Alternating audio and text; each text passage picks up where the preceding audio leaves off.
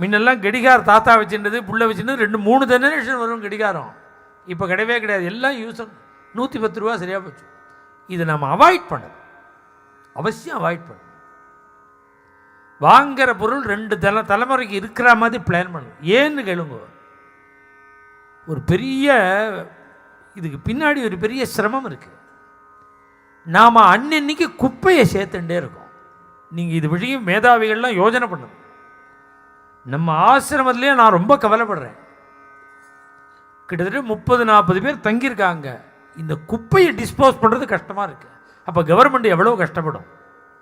இதெல்லாம் எங்கே போடுறது?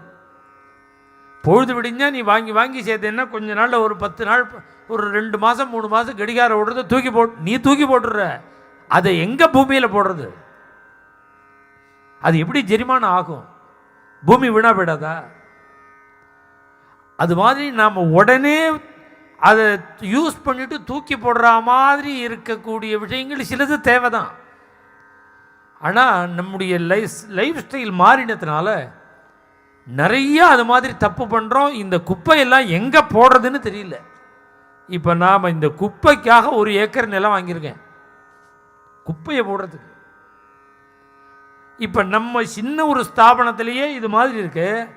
இந்த பாரத தேசம் முழுக்க உள்ள குப்பைக்கு கவர்மெண்ட் எவ்வளவு கவலைப்படும். இந்த தப்புக்கு முழுக்க ஜனங்கள் தான் பொறுப்பெடுத்துக்கணும். நாம் பண்ணுற தப்பு தான் அது. அது மாதிரி காய்கறி குப்பையெல்லாம் பிளாஸ்டிக் கவரில் போடக்கூடாது. இது பிரவச்சனம் பண்ண தான் வந்திருக்கேன். இருந்தாலும் எனக்கு சில விஷயங்கள் பிடிக்காது. காய்கறி குப்பையெல்லாம் பிளாஸ்டிக் கவரில் போடக்கூடாது. போட்டால் அது அழுகி போய் தேவையில்லாத ஒரு வியாதியெல்லாம் உண்டு பண்ணும். அது வெளியில் தெரிஞ்சால் தானே மக்கும். பிளாஸ்டிக் கவரோடு நீ குப்பையை போட்டேன்னு வச்சுக்கோ, அது பூமியிலையும் இப்போ ஜெரிமானம் ஆகாது. தேவையில்லாத துர்கந்தம், பாக்டீரியா என்னெல்லாமோ கிளம்பும். அதுலேருந்து வைரஸ் வரும். மேக்சிமம் ஒரு பொருள் வாங்கும்போது நான் என்ன பண்ணுறது, நான் பிளாஸ்டிக்கை அதில் கவர் பண்ணி என்ன 2-3 பேக் பண்ணிலாம் தருவான்.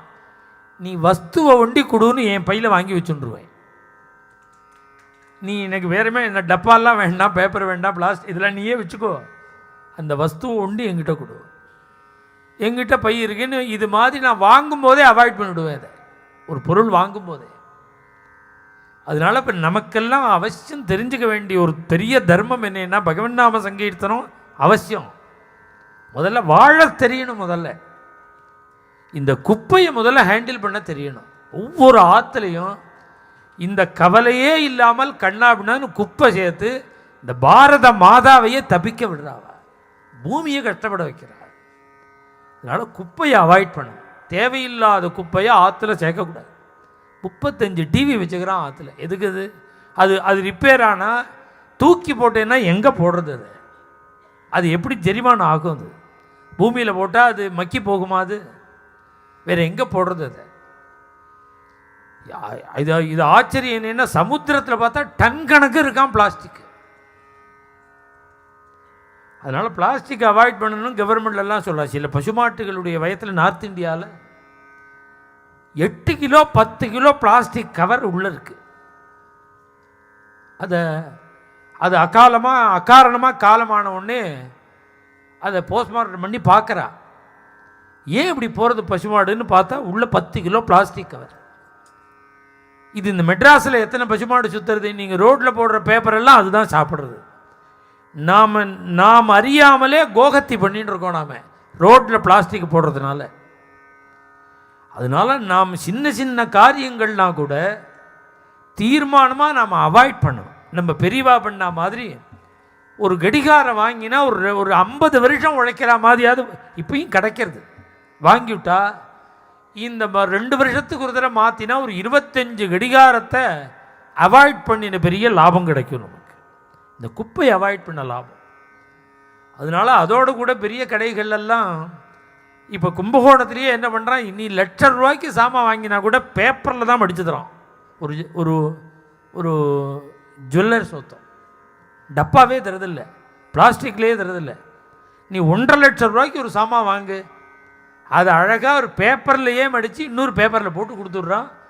அவன் இந்த பிரகாரமாக தேச சேவை பண்ணுறான்.